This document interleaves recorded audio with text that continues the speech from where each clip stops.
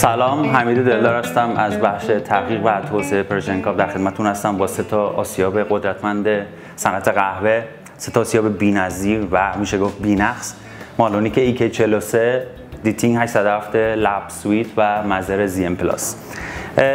EK43 مالونیک EK43 یا آسیاب قدرتمند 1300 واتی با تیغه 98 میلیمتری، RPM 1450 و آسیابی که در اصل کارکرد گروسری داره و نسخه‌های مختلفی داره که حتی برای آسیاب کردن گندم و ادویه هم استفاده میشه.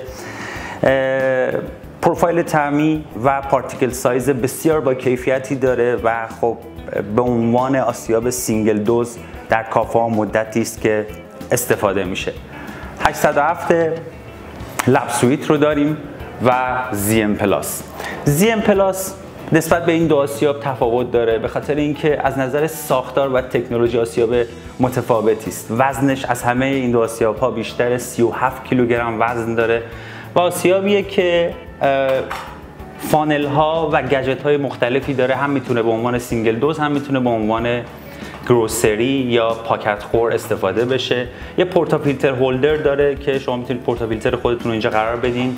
یه فانل بگ هولدر داره، یه فانل داره که GFC درونش به کار رفته و شما میتونید مستقیم روی پورتافیلتر خودتون قهوه رو داشته باشید و در پایان یه فانل برای آسیاب قهوه های دمی. تفاوت اصلی زیم پلاس در سیستم تنظیم درجه اونه. خب یه جویستیک اسمارت داره و سیستم تنظیم درجهش به صورت اتوماتیک هست، یعنی اینکه شما میکرون و فاصله بین تیغه ها رو تنظیم میکنید و با فشردن دکمه موتور دستگاه تیغه ها رو در اون فاصله قرار میده. سیستمش سیستم ایزی کلینینگ هست و به راحتی به تیغه ها دسترسی دارید. هاپر کوچکی داره و کالیبراسیون یا صفر کردن اون به صورت اتوماتیک انجام میشه و این باعث میشه که شما بتونید اگر 2 یا 3 آسیاب از یک مدل دارید درجه های یکسانی رو بتونید در اونها استفاده بکنید. 807 لب سویت آسیاب دیگری است از کمپانی دیتینگ. تیغه 80 میلیمتری داره و جنس تیغه این دو آسیاب که هر دو توسط کمپانی همرو تولید میشن از جنس کست استیل، یه آلیاژ خاصه که از استیل سخت‌تره و عمر بیشتری داره. RPM 1400، توان 800 وات. آسیابی که یه فانل رو خودش داره و نسبت به این دو آسیاب که اسلاید دارن و شما میتونید آسیاب رو روشن بکنید، قهوه رو چارج بکنید و بعد اسلاید رو بکشین. اینجا نیاز به 2 فانل دارید و باید مستقیم با یه فانل قهوه رو بریزید و از اینجا قهوه رو دریافت بکنید. 807 لب سویت همچنین یه صفحه اینجا داره که میتونید فولدش کنید و از این هولدر و ناکر به عنوان پاکت خور استفاده بکنید. تفاوت اصلی این آسیاب ها اول از همه خب توی بحث اسلاید و هاپر هست. هاپر EK بین این 3 آسیاب از همه بزرگتر، هولوش 1.5 کیلو قهوه درونش جای میگیره در مدل تال.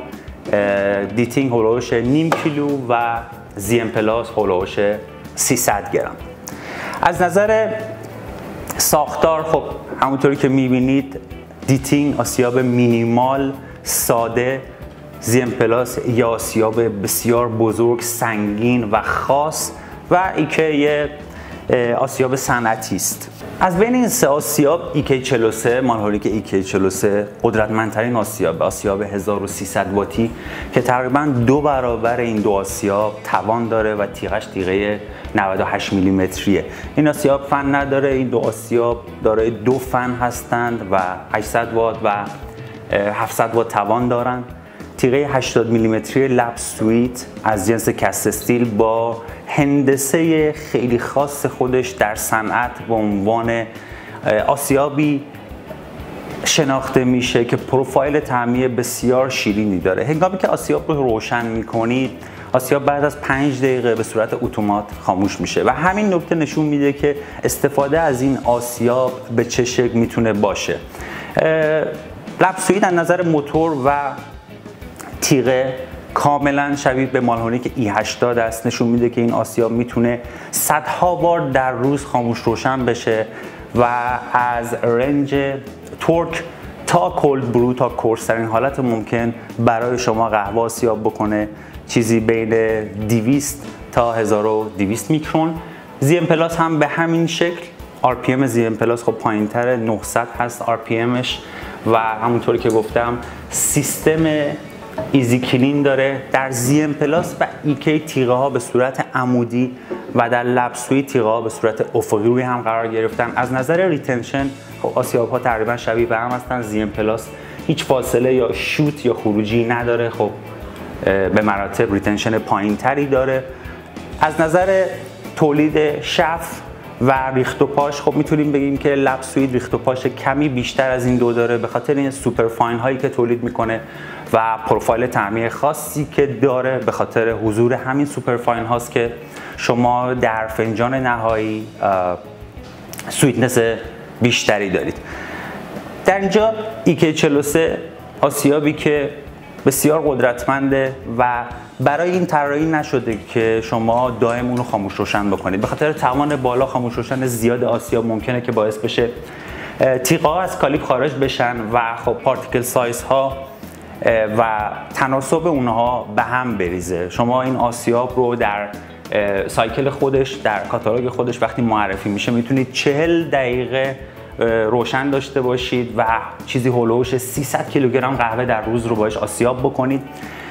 اولین بار توی 2011 خب این آسیاب رو در مسابقات استفاده کردن و از اونجا به بعد به خاطر پروفایل طعمی خاص و خیلی خوبی که داشت به عنوان سینگل دوز هم استفاده میشد. این آسیاب همونطوری که گفتم و این آسیاب هر دو به خاطر توان RPM و ساختاری که دارن میتونن چندین بار، صدها بار در روز خاموش روشن بشن و از این لحاظ مشکلی براشون پیش نمیاد.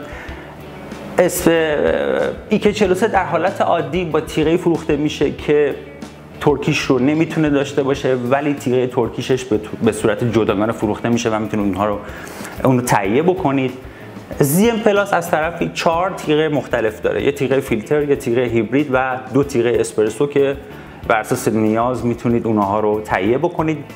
در نهایت ما چندین بار این آسیاب‌ها رو تست کردیم، از اونها اسپرسو گرفتیم، در یک پروفایل ثابت خروجی گرفتیم و تست کردیم. سابقه خروجی اونها رو حالا در نرم افزاری مثل آن اسپشیالتی ایژوکیشن و نرم افزار باریستا حاصل که توسط جناب ابو طراحی شده پارتیکل سایزاش رو بررسی کردیم و به نتیجه رسیدیم که بله لب سویت فاین بیشتری تولید میکنه و در فنجان نهایی خب ایکی میتونیم بگیم که اسیدیته بالاتر، کلاریتی و کلین هست. در زی ام پلاس هم همینطور اسیدیته شارپ هست و بادی میدیوم لایت. در ایکی خب بادی پایین تره و در لب سویت ما یه فول بادی، یه قهوه با تکسچر بسیار دوست داشتنی داریم و شیرینی که عملاً در آسیاب‌های دیگه دیده نمیشه. در نهایت این مقایسه برای بهتر یا بدتر بودن یک آسیاب نیست، فقط این مقایسه نشون میده که شما چه انتظاری از آسیاب سینگل دوز خودتون دارید و بسته به توان، قیمت، ساختار